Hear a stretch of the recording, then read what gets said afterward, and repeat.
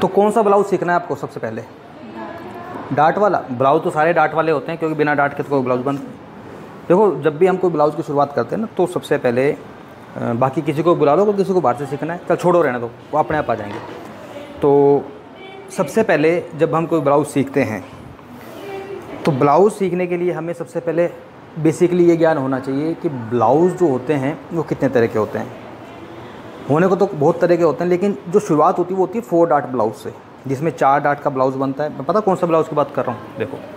देखो मैं इस ब्लाउज़ की बात कर रहा हूँ। देखो ये मान लो आपका आगे से गला बना दिया मैंने गोल, और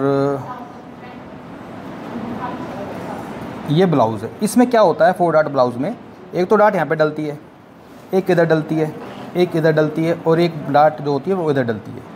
इस तरह से इसको बोलते हैं 4 डार्ट ब्लाउज़। जिस दिन आपको ये ब्लाउज़ समझ में आ गया, क्योंकि बेसिकली इसमें 4 डार्ट होती हैं, मेन डार्ट होती है ये वाली, ठीक है। बाकी की जो डार्ट है, कितनी बड़ी डालनी है, कितना गैप रखना है, तो सब कुछ मैं आपको आज आपकी पहली क्लास है ब्लाउज़ की, इसमें मैं सिखाने वाला हूँ। तो आपका ब्लाउज़ कट करने के बाद फिर मैं उसको सूट सिखाऊँगा। जो बाहर बैठी है ना, क्या नाम है उसका, इंदू। तो पहले आपका ब्लाउज़ फटाक से काट देते हैं, आइए। तो ब्लाउज़ जो आपको मैंने सिखाया, आ गया समझ में? समझ में आ गया। फिर मैं घर जाकर और समझूंगी, इसलिए मैं सिलाई नहीं करूँगी, इसलिए मैं आपसे दूसरी चीज़ कटिंग कराऊंगी, वो इधर सिलूँगी। तो इसकी स्टिचिंग घर पे जाके करोगे? हाँ। समझ में आ गया ना? मेन बात ये, कोई चीज़ अगर समझ में नहीं है तो भी पूछ सकते हो मुझसे आप। अभी तो आगे सारा कुछ घर जाकर भूल जाऊँ, तो इसलिए मैं दोबारा समझूंगी। तो नोटबुक क्यों नहीं लेके आते? लिख लिया करो। नोटबुक मैं ऐड करूँगी, घर पर ही करती हूँ मैं, इधर टाइम नहीं मिलता, घर में टाइम नहीं करता। जो चीज़ मैं नहीं सिखाता हूँ उसको नोट कर लिया करो, यहीं की यहीं। अब घर से जाते जाते अगर, वैसे तुम नहीं भूलोगे, अभी तुम बिल्कुल यंग हो, तो यंग जो लोग होते हैं उनका दिमाग ज़्यादा क्रिएटिव होता है। आप बताओ जी, आपको ये सूट कटवाना है ना?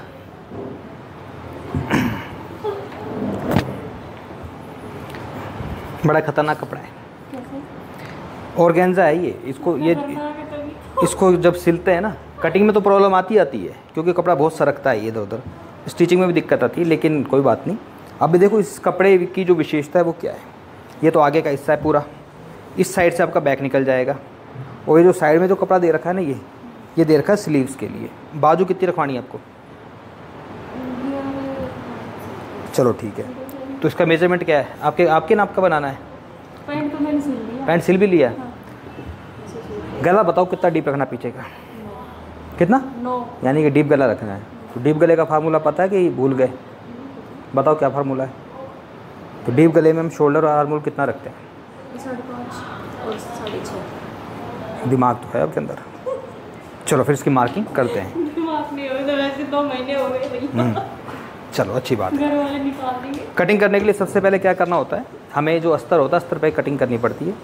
और अस्तर जो है आपका, अस्तर आप लेकर आए हो छोटे अर्ज का, एक होता है बड़े अर्ज का, एक छोटे अर्ज का। अब छोटे अर्ज के अस्तर में पहली बात तो देखो, जिस हिसाब से अस्तर लेकर आए हो आप, टोटली अस्तर 2 मीटर भी पूरा नहीं है।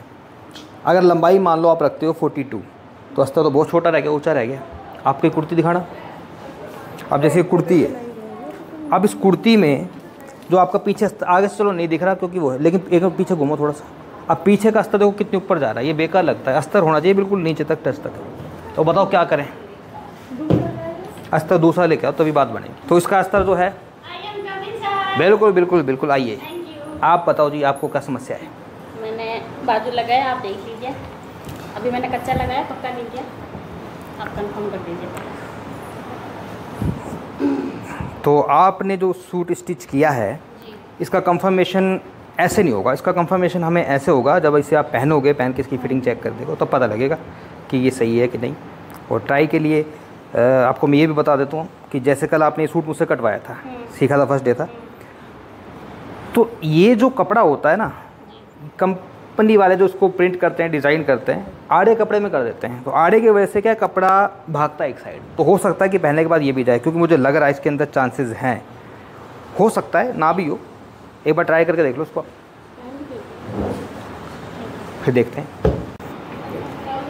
तो एक बात हमेशा याद रखना, जब भी अस्तर वाले सूट की कटिंग होगी, हमें सबसे पहले अस्तर की कटिंग, इसकी कटिंग नहीं करनी, मैंने फैब्रिक की कटिंग किसकी करनी है? मार्किंग जो सारे मैंने लगाए हैं, अपर बस्ट, लोअर बस्ट, कमर और हिप्स, आपको समझ में आ गए? कर दें कटिंग फिर? लो फिर, ये मैंने उठाई कैंची। अब वह भी देखना कैसे होगी सारी कलाकारी। अगर एक चीज़ और बता देता हूँ मैं, जब भी कटिंग करते हैं हम पीछे का पल्ला बड़ा रखते हैं। मैं फ्रंट बैक एक साथ कट कर रहा हूँ, अगर मैं यहीं से कटिंग कर देता हूँ तो जो पीछे का पल्ला है वो बड़ा नहीं होगा। कैसे बड़ा होगा फिर वो, इसको ऊपर से कटिंग करेंगे ऐसे। बाद में जब फ्रंट वाले की कटिंग करेंगे तो ये जो बड़ा हुआ हिस्सा है वो कट जाएगा। आपकी जो सिलाई है वो तो आएगी इस निशान पर, और ये मेरा एक्स्ट्रा मार्जिन लेके चल रहा हूँ। रही बात लंबाई की मुझसे आप पूछ रहे थे कि अस्तर जो है आपको बड़ा लग रहा है। देखो कुर्ती की जो लंबाई वो बन रही है 41, अस्तर हमेशा हम 1 इंच कम लेते हैं। मैंने कितना लिया है 40। अभी थोड़ा सा नीचे से फोल्ड भी हो जाएगा तो लगभग ये 1.5 इंच के करीब कम हो जाएगा। तो इतना अस्तर हमेशा कम होता है कुर्ती में। ये हो गई आपके फ्रंट और बैक की कटिंग। अब इसी के आधार पर हम जो है कटिंग करेंगे आपके मेन फैब्रिक की। तो फाइनली जो ब्लाउज़ आप बना रहे हो, ये ब्लाउज़ कोई हल्का ब्लाउज़ नहीं है, ये ब्लाउज़ है एडवांस लेवल का। इसमें देखो प्रिंसेस कट भी आपको साथ में सीखने को मिल रहा है, साथ ही साथ अंगरखा स्टाइल भी है। अब अंगरखा वैसे एक तो मैंने आपको सिखा रखा जो हम 5 इंच 10 एक्स्ट्रा रखते हैं, लेकिन ये अंगरखा थोड़ा अलग स्टाइल का जो कि पूरा आपका यहाँ तक कवर होता है। मेन बात आती है फिटिंग की। अब आपको फिटिंग इसकी मैं कैसे करनी है, तो देखो जब हम इस गले को ऐसे रखते हैं, देखो मैंने ये चौक से निशान लगा रखा है, एक ये और एक ये इसका सेंटर था ये वाला, और ऐसे ही नीचे इस सेंटर से मैंने इसको मिला लिया और यहाँ पर इसको मैंने ऐसे रखा बिल्कुल बराबर, और ये पीछे हुक वाली जगह को ऐसे रखते हुए इसको हमने ऐसे रखना है। मैंने आपको ये कहा था कि फ़िटिंग करने से पहले आपको एक काम करना है कि इसमें आपको एक सिलाई लगा लेनी है। ऐसे लेकर यहाँ तक एक सिलाई लगा लो, पहले एक सिलाई लगा लो। सिलाई लगाने से पहले ये निशान लगाना पड़ेगा ताकि सिलाई आपकी आउट ना हो जाए अपनी जगह से, ठीक है। इसको थोड़ा सा नीचे से पूरा कंप्लीट मत करना, सिलाई इतना से रखना है इसको ओपन। क्यों रखना है, क्योंकि इसके आगे हमने डोरी भी लगानी है बांधने के लिए। अगर बिल्कुल पैक कर दो फिर डोरी कैसे लगाओगे, तो यहाँ से लेकर के आप यहाँ तक सिलाई लगा लो बस। उसके बाद फिर इसमें हम फिटिंग के निशान लगाते हैं, लगाओ। तो देखो इसमें करना क्या है, आपने बनाया इसको नीचे तुरपाई करनी है।